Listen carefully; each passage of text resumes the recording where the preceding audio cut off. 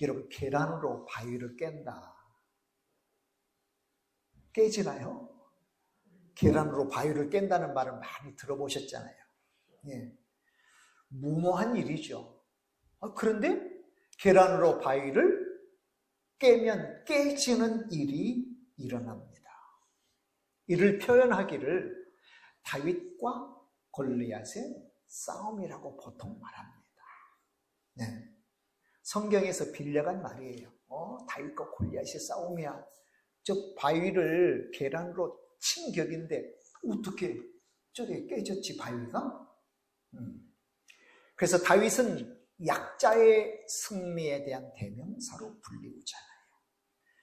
근데 성경을 보면 이보다 훨씬 더 깊은 내용을 말해주고 있습니다.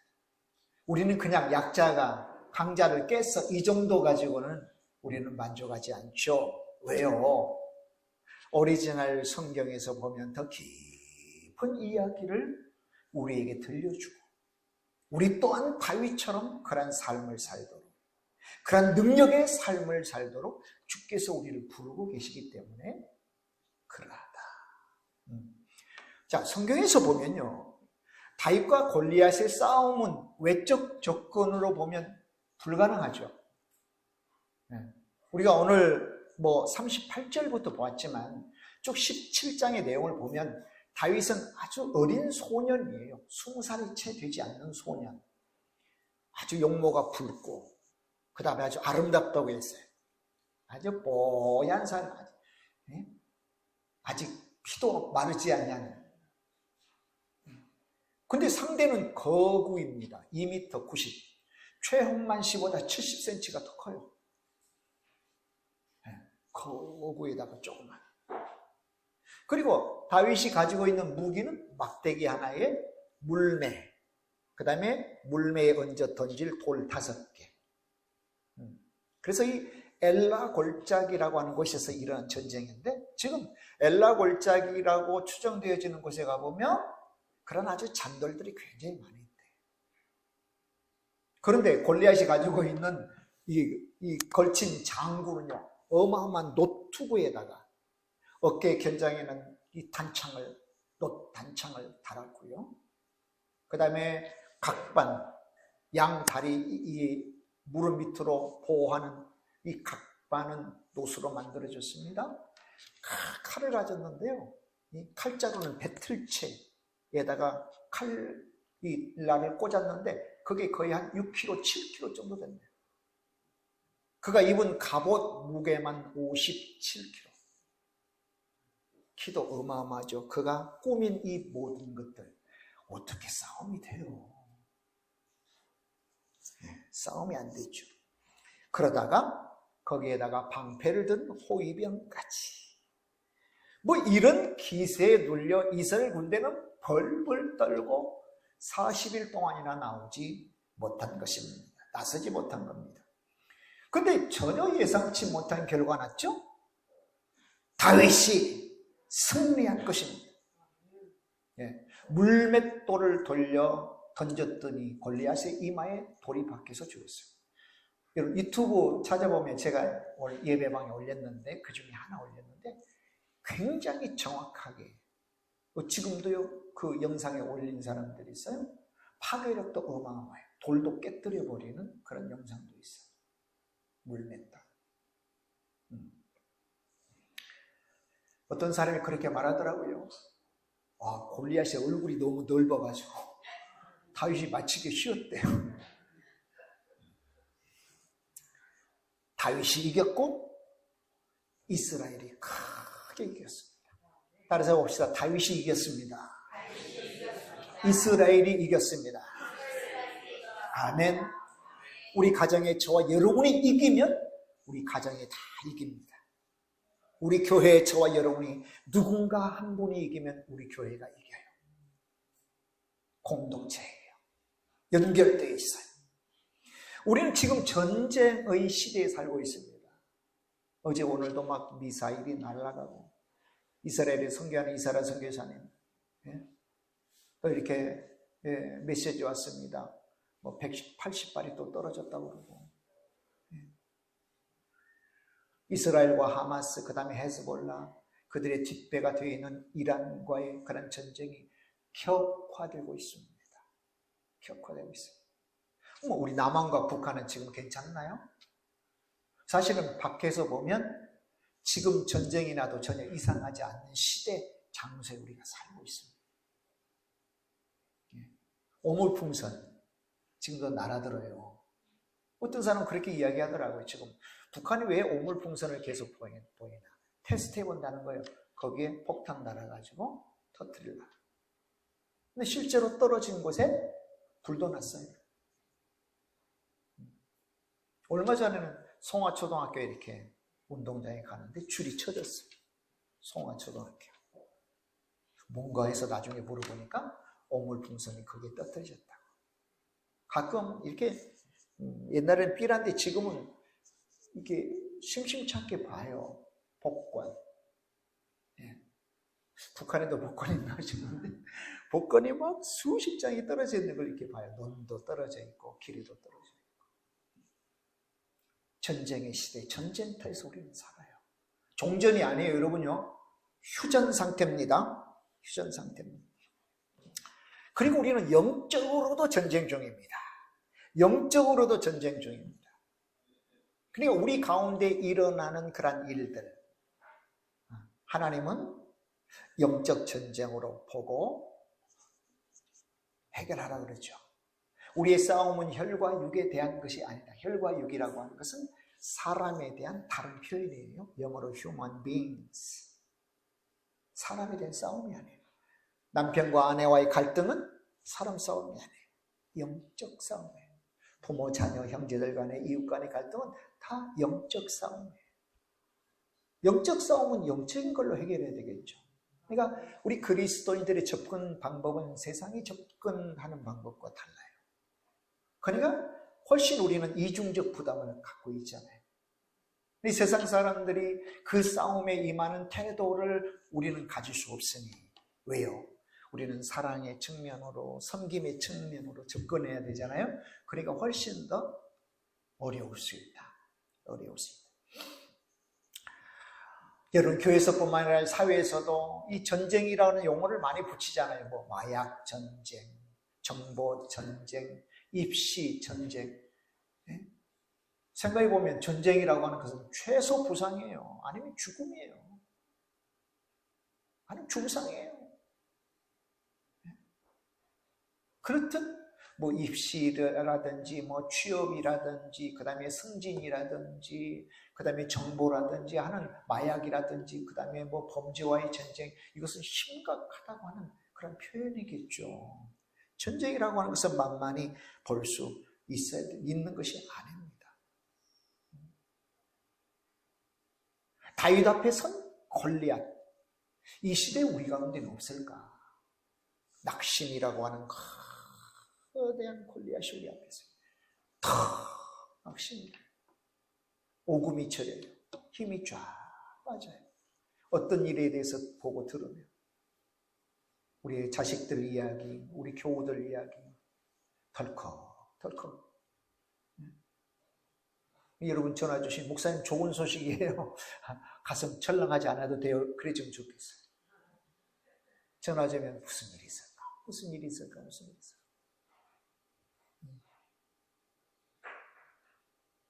두려움이라고 하는 거대한 골리앗. 또 염려, 걱정, 근심이라는 골리앗. 그런 골리앗들이 우리 앞에 떡하니 서 있다.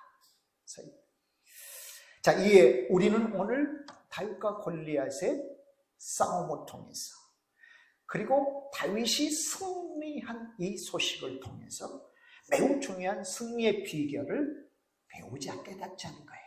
아멘? 잘 들으셔야 되겠죠? 네, 세 가지를 말씀을 드리려고 준비를 했어요. 첫 번째는 뭐냐? 이 다윗의 승리 비결은 하나님을 마음 중심에 모신 까닭이다. 따라서 봅시다. 하나님을 마음 중심에 모셨기 때문입니다. 그래요. 다윗의 승리 비결은 첫째 하나님을 마음 중심에 모셨다. 우리가 신앙생활 하지만 하루아침에 내가 예수님 믿고 교회 다닌 지 거의 짧은 시간에 예수님을 내 마음에 두고 하나님을 내 마음 중심에 두고 나는 살게 되었어 라고 말하는 사람 드물어요. 뭐 세상과 교회와 반반 하다가 60%, 40%, 뭐 70%, 30%, 80%, 20% 점점 우리가 주님 앞에 가까이 갈 수 있도록 가까이 갈수 그렇게 영역이 넓어지죠. 하나님 중심에 두는 영역이 넓어지고 세상을 마음의 중심 되는 영역이 짧아지는 게 이게 보편적이에요. 이걸 성화라고 해요. 예수님을 영접하는 순간에 100% 하나님을 내 마음에 모시고 모든 말하는 거, 생각하는 거, 행하는 모든 것 하나님 중심으로 살아. 이런 사람들이 몇 명이나 될까요? 사도 바울도, 그 위대한 사도 바울도 로마서 7장에서 오호라 나는 공부한 사람이라다. 6장에서 나는 죄와 함께 죽었고 예수님과 함께 살았어 라고 고백한 사람이 7장에서 나는 이게 공부한 사람이야. 네? 마음은 성령의 소욕을 쫓아 행하는데 육신의 소욕이 그걸 지배하고 막 나를 이끌고 가. 나 이렇게 공부한 사람이야. 이 사망의 몸에서 누가 나를 건져낼까? 오직 우리 주 예수 그리스도밖에 없구나라고 고백한 분이에요. 우리야 오죽 하겠어요. 그런데 보세요. 하나님을 마음의 중심에 모시는 사람은 어떻게 되냐면 아주 조금씩 매일이 모아져서 부분이 모아져서 점점 채워져 가더라는 거예요. 그래서 매일 하나님의 말씀을 묵상하고 매일 예수님과 동행하고 매일 하나님 중심으로 내가 살아야지. 하나님의 뜻이 기록된 하나님 말씀을 읽고 묵상하고 기도하고 하는 것들을 비록 조금씩이라도 부분적이라도 매일 모아놓은 사람이 결국 그 중심의 하나님을 중심으로 살게 되더라는 거죠. 시간이 갈수록 모아져야 돼요. 매일에 매주일에 이렇게 하나님을 섬기는 삶이 굉장히 필요하죠. 여러분 시편은 보통 다윗의 시편이라고도 불리고요. 왜냐하면 시편의 절반 이상이 다윗이 기록했어요. 다윗의 시편. 그 다윗의 시편을 보면 다윗이 얼마나 하나님을 그 마음의 중심에 두고 그의 삶의 중심에 두고 살았는지 하나님과의 관계가 얼마나 견고했는지 절절히 우리는 볼 수가 있어요.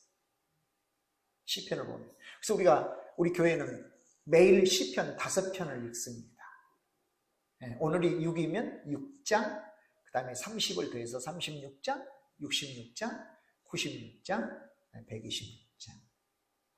시편은 하나님과 나와의 관계를 견고하게 해주는 매우 소중한 책이에요. 처음 듣는 것처럼 이게 저게 뭔가라고 그렇게 생각하시는 분이 있으면 안 되십니다. 매일 우리는 그렇게 읽으셔야 됩니다. 자, 7일은 내일은 7장, 또 몇 장? 37장. 왜? 한 달이면 30이니까. 67장, 97장, 그 다음 127장. 하나님과의 관계를 견고하게 해줘요. 사람과의 관계를 견고하게 해주는 건 잠언. 그래서 잠언은 오늘에 해당되는 6장, 내일은 7장 이렇게 있는 거예요. 자, 시편, 다윗의 시편, 다윗이 얼마나 하나님을 그 마음의 중심에 두고 살았는가를 표현해주는 여러 편, 다윗의 시편 다 이겠지만 몇 편 뽑아보면 그래요. 대표적인 시편 23편 우리가 잘 아는, 잘 애송하는 시잖아요. 한번 보면 여호와는 목자신이 내게 부족함이 없으리로다. 여호와는 내 목자신이 내게 부족함이 없으리다. 2절 읽어봅시다. 그가 나를 푸른 풀밭에 누이시며 쉴만한 물가로 인도하시는도다. 쉴만한 물가. 물이 막 철철 넘쳐 흐르는 곳에 양이 가서 물을 먹으면 좋을 것 같은데 그러면 위험하대요. 양은 이 입과 코 사이 미간이 짧대요. 짧대요. 그래서 자칫 양이 물을 잘못 먹으면 질식한답니다. 입과 코 사이가 짧아가지고. 그러니까 급류에서는 먹어서는 안 돼요. 잔잔한 물가, 이 물을 만들어줘야 된대요. 이렇게 목자가. 양이 스스로 만들 수 없으니까. 쉴만한 물가, 푸른 초장. 생각만 해도 목가적이고 평안하잖아요. 다윗이 그렇게 하나님과 평안의 관계를. 더불어 예수님 믿는 사람, 막 힘들 때는 하나님 찾다가도 평안해지면 들로 산으로 어디 해외로 골프 치러 가시는 분 덜어 있으실지 몰라요. 덜어 있을지. 어떤 장로님이 골프를 너무 좋아한 거예요. 장로님이 골프를. 주일날도 골프채를 메고 갔네? 주일날 교회 예배 드리러 안 오고요. 그런 장로님이 있을까 싶은데 어쨌든 천사가 말합니다. 주님, 저 김장로 어떻게 한번 처리할까요? 주일날 예배는 안 드리고 지금 골프장에 왔습니다요. 번개를 내려가지고 그냥 혼쭐 좀 내줄까요? 아니다. 그러지 말아라. 대신에 골프를 칠 때마다 그 공이 핀홀 되도록 해라. 쑥쑥 들어가도록. 보통 이게 한번 골프 치면 승용차 한 대 정도 나오잖아요. 18홀 하는데 이 장로님이 골프를 치는데요. 쏙쏙 다 들어간 거예요. 너무 기쁜 거예요. 근데 그게 벌이야. 누구한테 자랑해요? 나 장로인데 주일날 예배 안 드리고 골프장에 가서 골프 쳤는데 칠 때마다 공이 쏙쏙 들어갔다? 하나님께서 그렇게 벌을 주셨대요. 참 좋으신 하나님이시죠. 자, 3절 보십시다. 내 영혼을 소생시키시고 자기 이름을 위하여 의의 길로 인도하시는도다. 4절 보십시다. 내가 사망의 음침한 골짜기로 다닐지라도 해를 두려워하지 않을 것은 주께서 나와 함께 하시니라. 주의 지팡이와 막대기가 나를 안위하시나이다. 사망의 음침한 골짜기가 어떤 골짜기일까요? 지구의 지형이 지각 변동이 될 때 마치 보세요. 판넬이죠. 판넬을 양쪽으로 쫙 이렇게 힘을 가하면 가운데가 쭉 솟잖아요. 팔레스타인이 그런 지형을 가졌어요. 남과 북으로는 고원지대를 쭉 형성해 한 800m, 900m. 예루살렘도 그 위치에 있거든요. 자, 가운데로 쭉 올라가면서 동시에 깊은 골짜기가 생기겠죠. 햇빛도 들지 않은 골짜기예요. 근데 양치는 사람이나 장사하는 사람이 이곳에서 저곳으로 이동하려면 그 골짜기를 통해 가야 돼요. 근데 시원하니까 거기에 강도도 숨어 있고 사람이 다니니까 또 짐승도 기다렸다가 양이나 소를 잡아먹고. 그게 사망의 음침한 골짜기예요. 그럴 줄 알면서도 목자는 양을 몰고 가고 강도가 있을 줄 알면서도 가는 곳이에요. 그런 배경이 있다는 말이에요.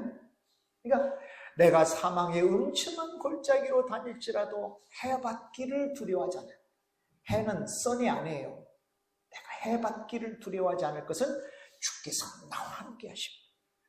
보세요. 평안할 때도 푸른 초장에서도 저 푸른 초원 위에 님과 함께가 아니라 주님과 함께, 쉴만한 목자 그 물가에서 주님과 함께, 깊은 사망의 골짜기도 주님과 함께. 할렐루야. 우리에게도 사망의 음침한 골짜기 같은 일들이 생깁니다.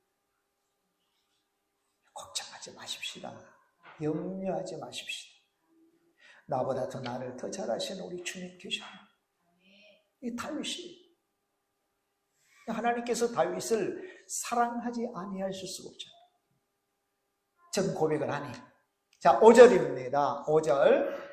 주께서 내 원수의 목전에서 내게 잔치상, 밥상을 차려주시고 기름을 내 머리에 부으셨으니 내 잔이 넘치나이다. 내 평생에 하나님의 선하심과 인자하심이 반드시 나를 따르리니 내가 여호와의 집에 영원히 살리로다.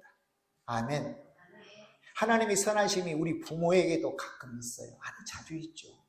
우리 자녀들 어떻게 하면 잘 될까? 어떻게 하면 잘 될까? 노심초사. 아침, 점심, 저녁 잘 될 때도.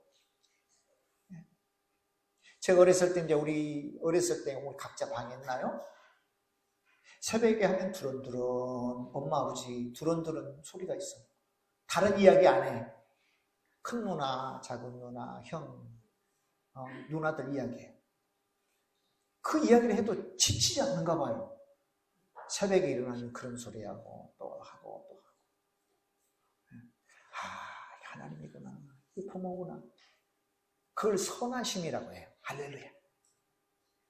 선하심은 그렇게 우리가 이해하기 어려운 그런 관념이 아니에요. 개념이 아니에요. 우리가 잘 되도록, 우리가 복받도록, 우리가 항상 하나님 안에 머물러 있도록 방향 지워짐이 선하심입니다. 선하심.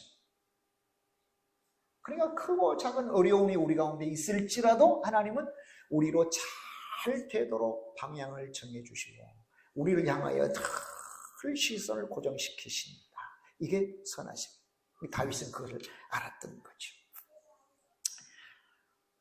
자, 시편 23편에서의 하나님과의 관계를 엿보았다면, 자, 시편 5편 3절, 여호와여 아침에 주께서 나의 소리를 들으시리다. 아침에 내가 주께 기도하고 바라리다. 즉 아침이란 단어는 새벽에라고 하는 단어와 새벽에라고 번역이 될 수 있는 단어예요. 새벽에 또는 아침. 자, 그리고 시편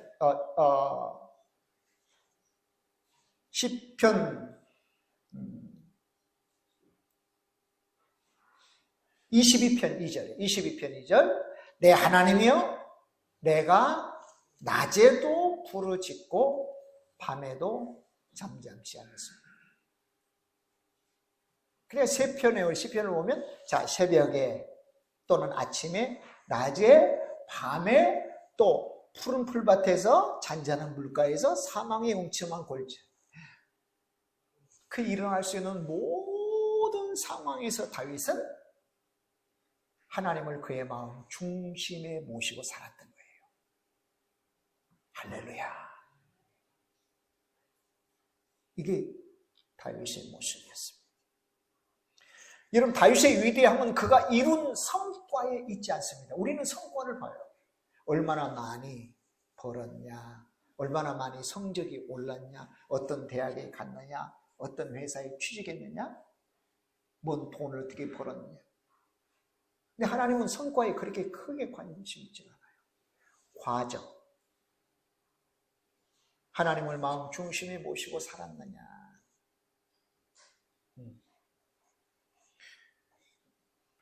자, 하나님과의 깊은 관심에 다윗의 위대함이 있다.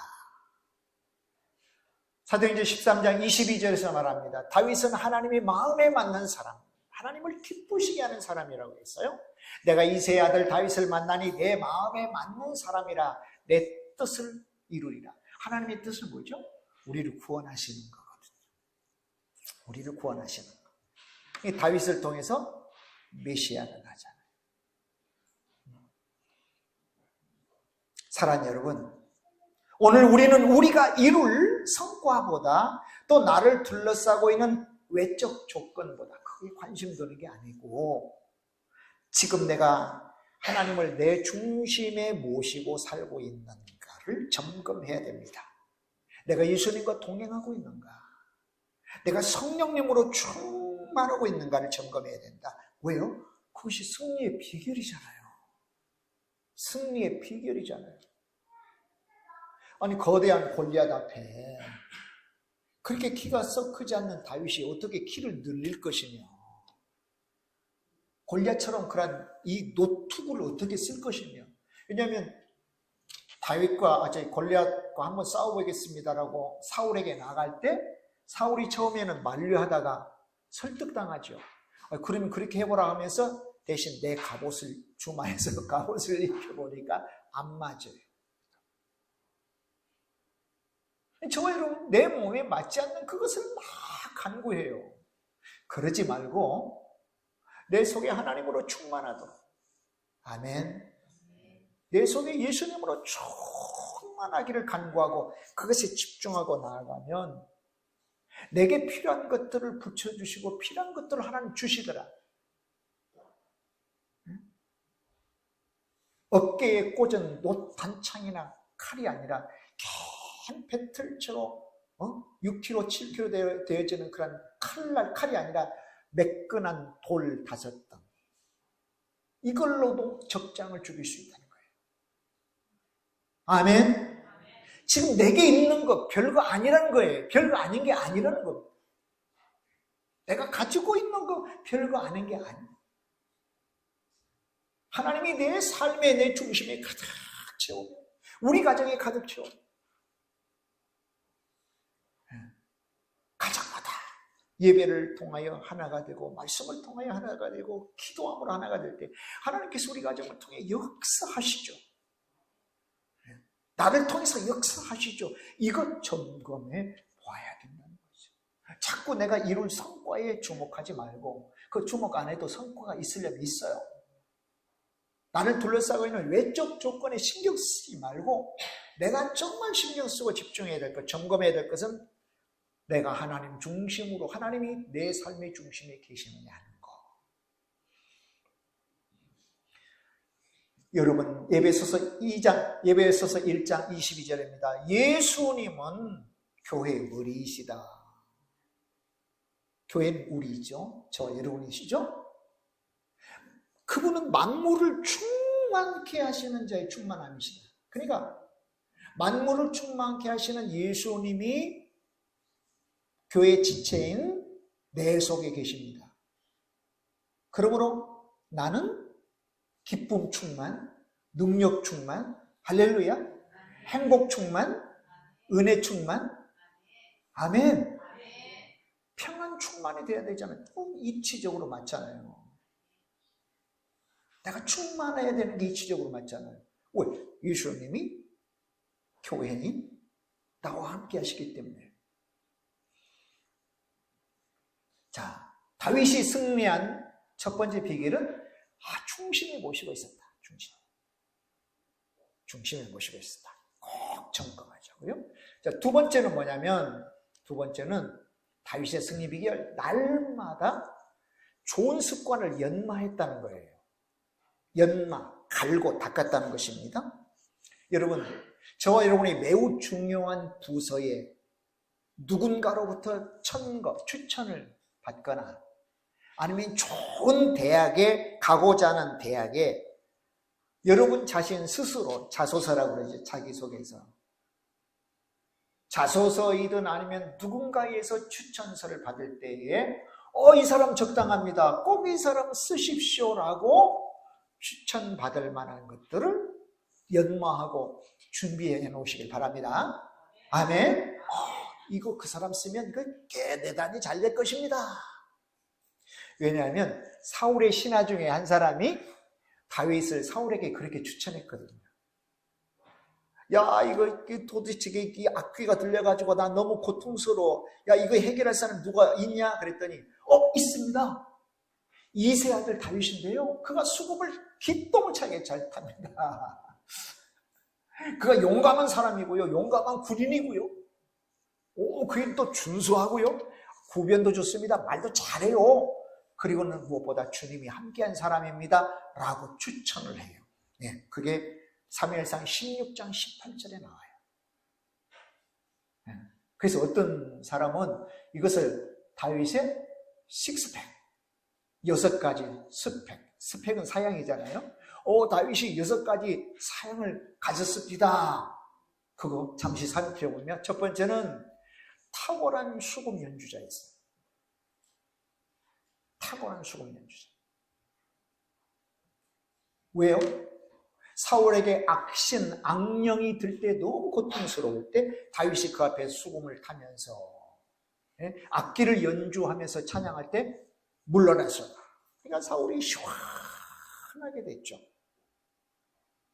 시편 33편 3절에는 너희가 아름답게 찬송하라, 연주하라 그러 나와요. 옛날 개혁은 공교의, 우리가 개혁 성경을 오랫동안 봤기 때문에 공교의, 현재 개혁 개정은 아름다운, 영어로 말하면 skillful해요. skillful, 테크니컬. 우리 찬양단과 찬양대에서 계속 찬양 연습하잖아요. 이유는 뭐예요? 더 다듬고 하나님께서 요청하는 바예요. 단지 악기를 아주 기가 막히게 기똥차게 연주해가지고 악신이 떠났어요? 그러지 않죠. 다윗이 하나님을 찬양하면서 연주할 때 악령이 떠났습니다. 우리가 찬송하는 이유 중에 하나도 그거예요. 실제로 귀신도 쫓겨나지만 귀신은 들리지 않아도 다른 귀신이 들린 것 같은 생각들, 사고방식, 습관들, 그런 행동들은 찬송을 통해서 물러나요. 그래서 찬송을 많이 하자. 할렐루야. 찬송을 많이 드리자는 거예요. 그러니까 다윗의 수금 타는 실력은 얼마나 많이 연습을 했겠어요. 얼마나 많이 하나님을 찬양하고. 그러니까 다윗의 시편을 보면 전부 다 우리가 듣고 읽고 감동이 되고, 그 시편을 보면 내가 하나님과의 관계가 굳건히 세워지는 것을 우리가 알 수 있잖아요. 연마했어요, 수금 타는 거. 우리 학생들은 여러분 또 학업을 연마하죠? 또 직장에 다니는 여러분 또 엑셀이든 컴퓨터든 연마해야 돼요. 그래서 누가 이거 하자 그러면 내가 할 수 있습니다. 아주 적재적소에 귀한 그런 데 사용될 수 있겠더라는 거죠. 첫 번째 스펙. 자, 두 번째 스펙은 뭐냐면 그는 용감한 사람입니다 그랬어요. 용감한 사람. 다윗이 사울 앞에서 그렇게 고백했죠. 나 써주십시오. 나 써주십시오. 왜냐하면 내가 양을 기를 때 곰이나 사자가 와서 내 양을 물어가면 나 가만히 있지 않았습니다. 내가 가서 그 양을 그 입에서 빼내었고요. 그 사자나 곰이 일어서서 나를 물려가면 턱수염을 잡고 내가 때려 죽였습니다. 용감했다. 그 용감했다고 하는 이 어휘 속에 들어있는 이미지는 뭐예요? 집념이 강하다, 책임감이 강하다. 할렐루야. 내가 맡은 일은 끝까지 해낸다. 이런 사람들이 스펙이 강하잖아요. 이런 사람들 회사에서 사장님이 이런 사람들 갖다 쓰면요 성공해요. 가끔 식당에 가보면 이 식당 참 잘 될 것 같다. 직원들이 참 친절하고요.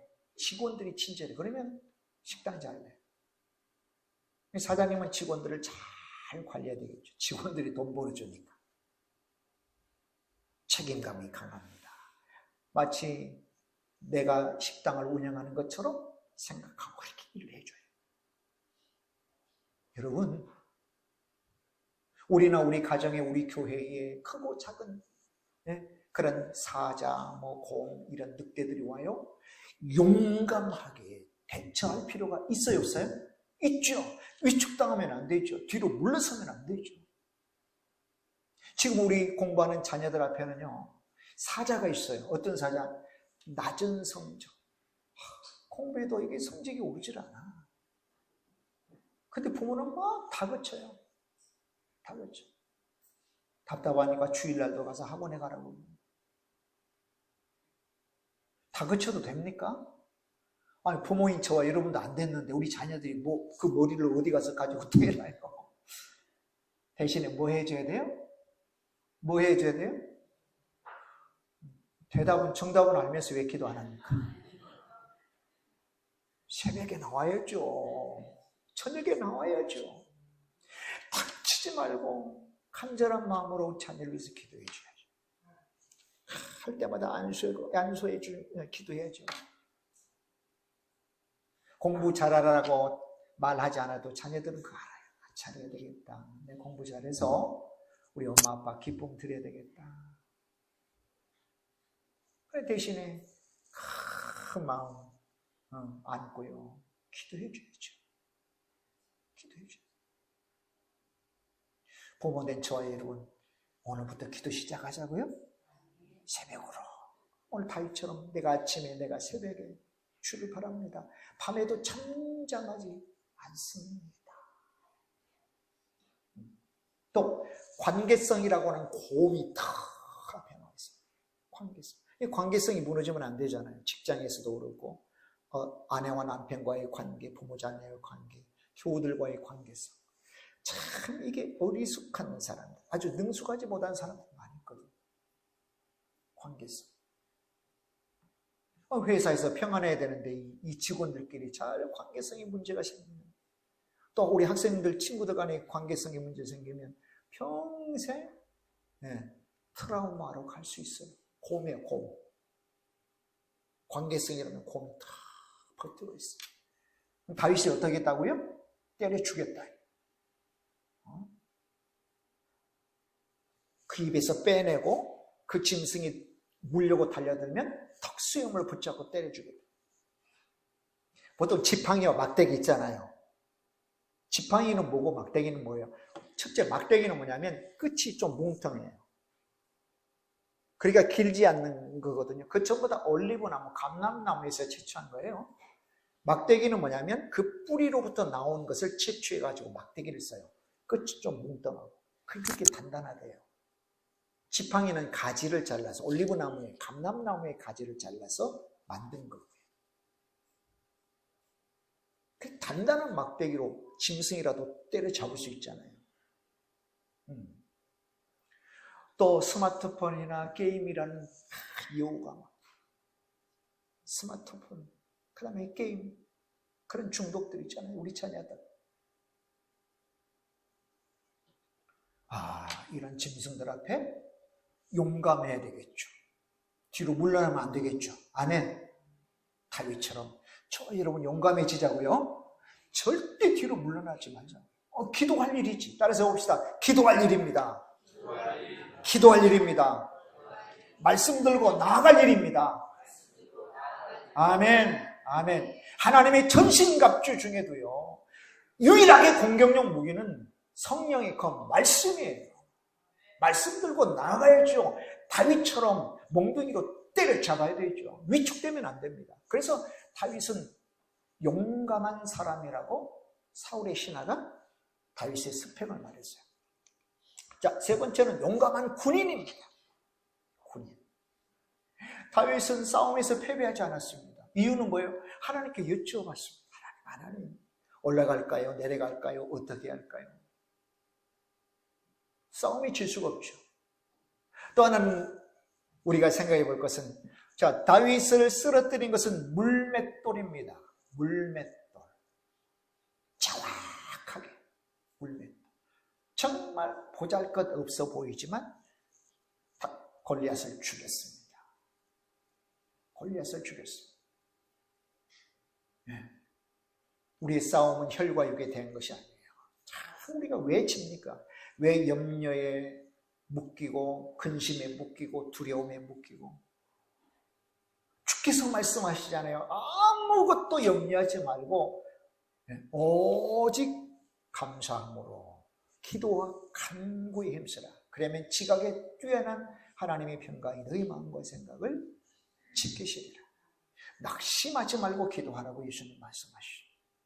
두려워하지 말라. 내가 너와 함께 할 것이다. 말씀이죠. 정말. 용감한 그리스도의 예수님의 병사된 저와 여러분 되셔야 됩니다. 자, 그 다음에 네 번째는 언변이 좋습니다. 언변. 말을 잘했어요. 설득력이 있었죠. 여러분 말 잘하는 사람의 특징이 있어요. 잘 들어요. 경청이라고 그러죠. 경청. 근데 말 못한 사람은 자기 이야기만 해요. 계속 이야기해요. 계속 이야기. 잘 들어요.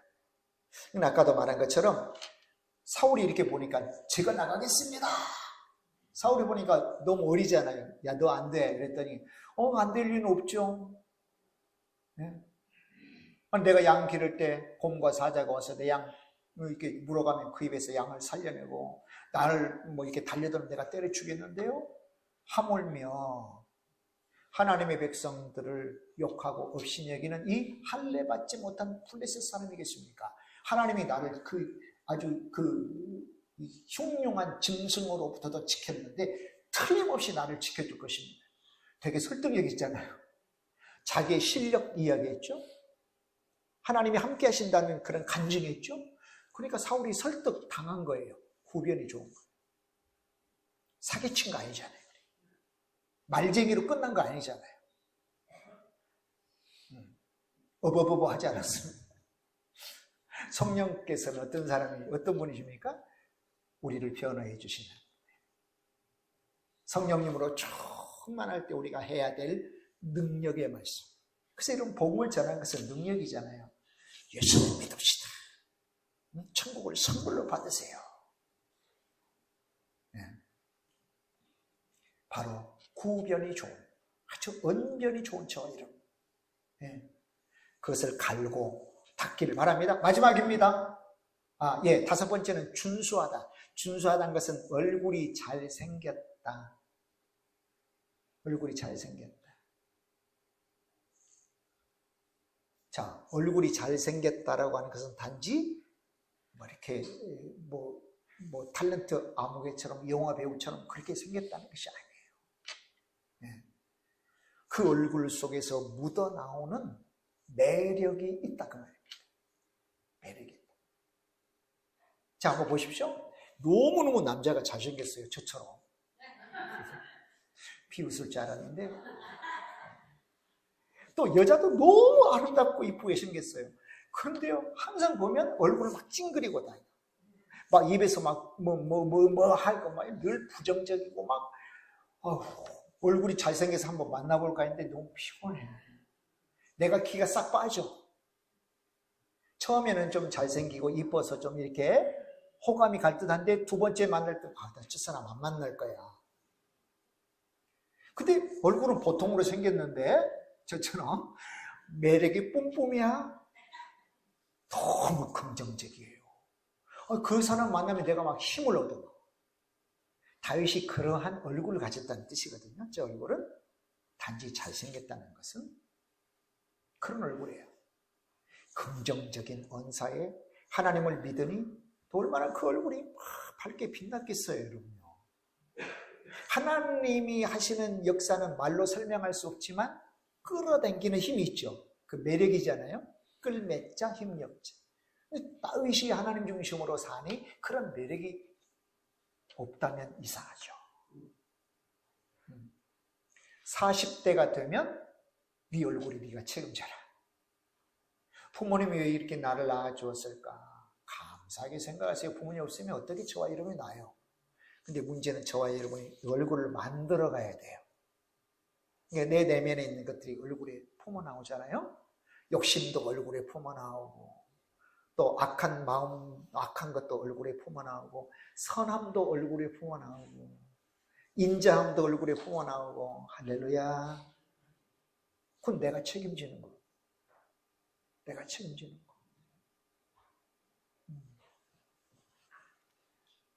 저와 여러분 자신은 우리가 만들어가는 거다. 얼굴. 네. 옆에 분 한번 보셔요. 참 매력적으로 생겼습니다. 준수합니다. 아멘. 준수. 우리 교회 모든 교우들은 다 이쁘셔요. 다 멋지게 생겼어요. 자, 마지막입니다. 뭐라고 하냐면 주님이 항상 함께 계신다. 주님이 항상 함께 계신다. 주님이 항상 함께 합니다. 이 6가지 스펙을 가지고 사울 왕에게 천거를 해서 추천했어요. 네.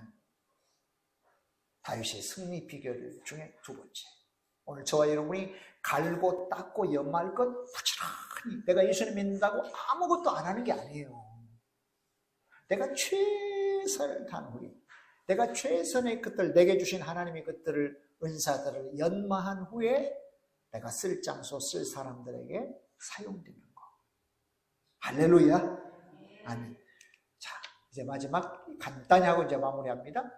승리 비결 세 번째는 뭐냐면 여호와 하나님의 이름이었어요. 자, 45절 읽어봅니다. 다윗이 블레셋 사람에게 이르되 너는 칼과 창과 단창으로 내게 나오지만 나는 만군의 여호와의 이름 곧 네가 모욕하는 이스라엘 군대의 하나님의 이름으로 네게 나아가노라. 그래, 여호와의 이름, 하나님의 이름 하니까 이게 뭐가 특별히 있나 보다라고 하지만 하나님으로, 여호와로 그 뜻이에요. 예수님의 이름을 찬양합니다. 예수님을 찬양합니다라고 말하고 똑같아요. 자, 마음 중심에 오셨잖아요. 그죠? 마음 중심에 모신 그 예수님을 꺼내요. 그분을 앞세우고 나아간 거예요. 쉽게 말해서 하나님을 믿는 믿음을 다윗이 활용한 거죠. 써먹지 못한 믿음은 아무것도 아니에요. 수십 년 교회 다녀도 목사, 장로, 권사, 집사여도 골리앗이 앞에 있을 때 그저 어버버하고 위축되고 낙심되고 목사님 큰일 났습니다. 큰일 날 게 뭐가 있어요?